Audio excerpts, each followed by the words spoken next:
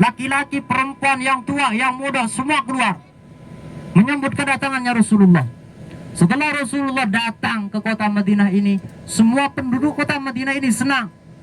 Bahkan Rasulullah diajak untuk istirahat di rumahnya para saudagar-saudagar yang kaya. Akan tetapi Rasulullah tidak mau. Setelah Rasulullah datang, ja'a Rasulullah, ja'a Rasulullah. Telah datang Rasulullah, telah datang Rasulullah. Sehingga Rasulullah sampai ke kota Madinah ini disambut Rasulullah dengan apa?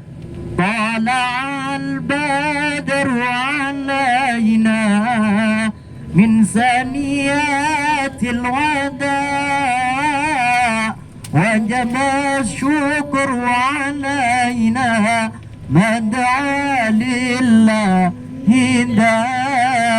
Nah, itu Rasulullah disambut oleh orang Madinah, penduduk Madinah, sahabat Ansor, sahabat Muhajirin pun semua. Nah, Rasulullah disambut dengan tola'al. Nah, jadi kalau kita masuk ke kota Madinah itu bukan baca tola'al, tapi baca sholawat. Karena yang disambut dulu Rasulullah disambut dengan tola'al.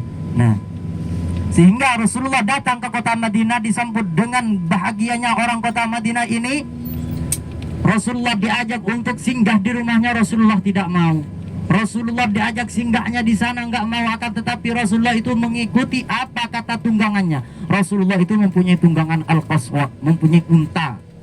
Yang mana unta itu yang akan memilih tempat di mana Rasulullah akan tinggal, di mana Rasulullah akan istirahat. Ternyata Rasulullah itu mengikuti tunggangannya memilih tempat yang namanya di situ ada Bi'ru Idkun.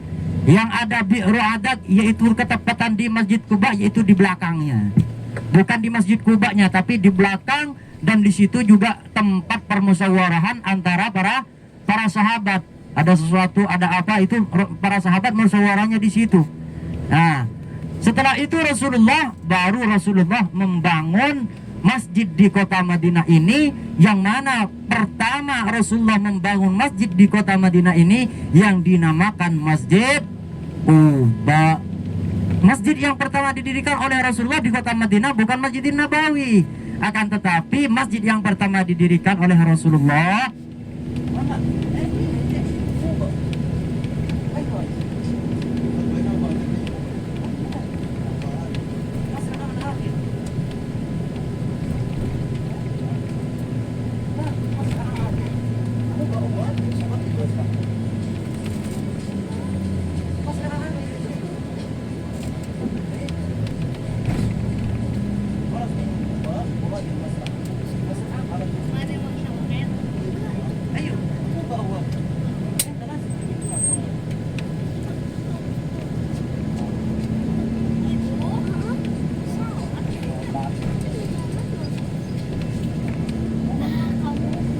Nah, hadirin Bapak Ibu yang dimuliakan oleh Allah Subhanahu wa taala, ternyata bisnya enggak terjalan. Jadi pertama Rasulullah mendirikan masjid di kota Madinah ini, yaitu yang dinamakan Masjid Quba. Pertama Rasulullah yaitu meletakkan batu di situ. Meletakkan batu di Masjid Quba. Nah, sahabat-sahabat yang lain akhirnya ngambil juga batu. Ngambil batu, yaitu pertama Rasulullah dan juga para sahabat, yaitu sahabat Sayyidina Abu Bakar. Yang mana sahabat Sayyidina Abu Bakar ini mengambil batu, lalu sahabat Sayyidina Abu Bakar itu meletakkan batu itu atas perintahnya Rasulullah. Apa kata Rasulullah? Letakkan batu itu di samping batu yang telah saya letakkan. Sehingga sahabat Sayyidina Abu Bakar itu meletakkan batunya, yaitu di sampingnya batu yang telah diletakkan Rasulullah. Sedangkan sahabat Sayyidina Umar juga mengambil batu, ikut mengambil batu untuk meletakkan batu itu di sampingnya batu yang telah diletakkan oleh Rasulullah. Jadi kalau punya Rasulullah di tengah-tengah, jadi kanan kirinya itu ada yang punya sahabat Sayyidina Abu Bakar, ada yang punya sahabat Sayyidina Umar. Nah, jadi pertama Rasulullah membangun masjid Quba itu dengan dasar takwa, sehingga orang yang sholat di Masjid Quba tersebut itu pahalanya beda dengan sholat masjid di masjid yang lain. Seperti di kita sholat di Indonesia pahalanya beda. Tapi kalau sholat di Masjid Quba kata Rasulullah itu pahalanya seperti satu kali umroh. Man tatahhara fi baitihi thumma ata Masjid Quba kata Rasulullah fa shalla fihi kana lahu ka'ajri umroh. Barang siapa yang datang yang menyucikan dirinya dari rumah, dari tempat tinggal intinya. Jadi Rasulullah dulu menerangkan dari rumah, yaitu berarti dari tempat tinggal kita. Seperti kita datang dari hotel. Nah, kita datang dari hotel, kita menyucikan diri. Pagi tadi kita mandi, niat wudhu karena niat mau datang ke Quba. Nah, lalu datang orang itu terus sholat di dalamnya, fasallawi, sholat di dalamnya, kana lahu, maka orang itu akan mendapatkan pahala seperti pahalanya satu kali umroh. Saya udah wudhu tapi saya batal. Nah, yang nggak masalah, berarti nanti wudhu lagi. Nah, ya, yang enggak Pak, tetap sama. Jadi yang dimaksud Rasulullah itu ya berarti harus menyucikan dirinya. Masa orang mau sholat gak menyucikan diri? Nah, berarti kalau kita batal ya wudhu. Yang penting datangnya niat kita dari sana, kita juga ada niat untuk datang ke masjid.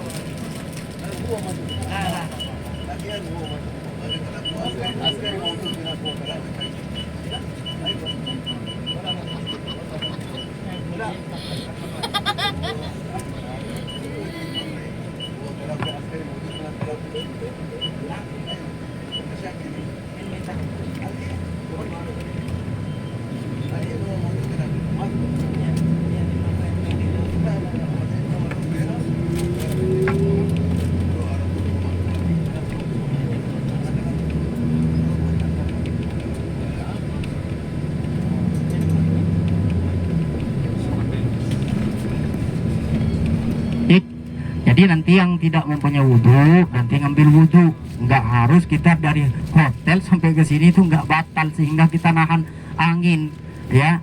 Jadi kalau nggak punya wudhu ngambil wudhu.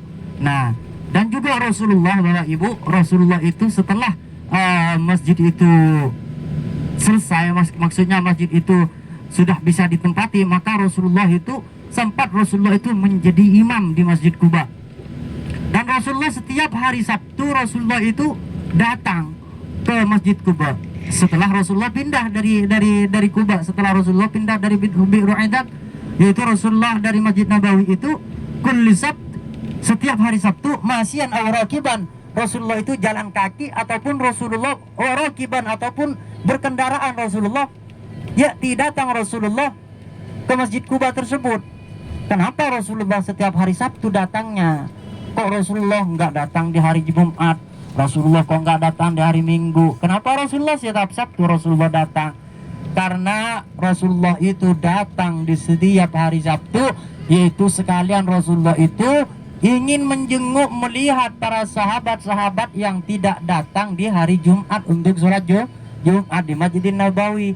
Apakah sahabat itu sakit atau gimana, sehingga Rasulullah itu datanglah dari Madinah, dari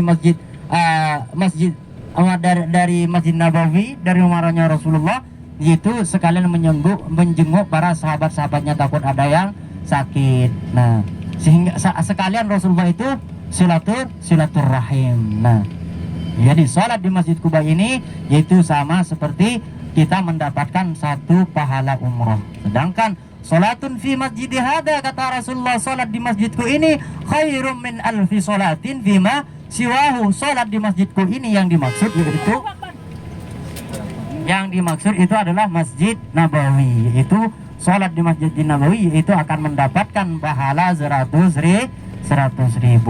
Nah, jadi Bapak Ibu nanti kalau mau masuk masjid itu nanti takut ada yang mau wudhu dan juga yang mau masuk masjid, yaitu tasnya jangan ditaruh di belakang ya, karena di sini ini pas mau masuk masjid atau mau ngambil wudhu itu biasanya rame ya, sehingga banyak yang reaksi mencopet ya.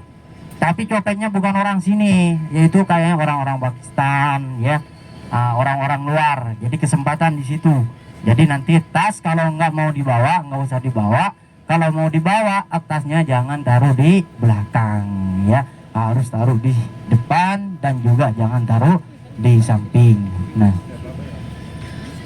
di bus nggak apa-apa, taruh di bus nggak apa-apa, karena di bus ini nggak akan ada yang masuk ya. Jadi sekarang di Masjid Quba ini sudah direnovasi Pak. Dalam sekarang ini juga masih direnovasi sehingga kita ini akan parkir busnya jauh.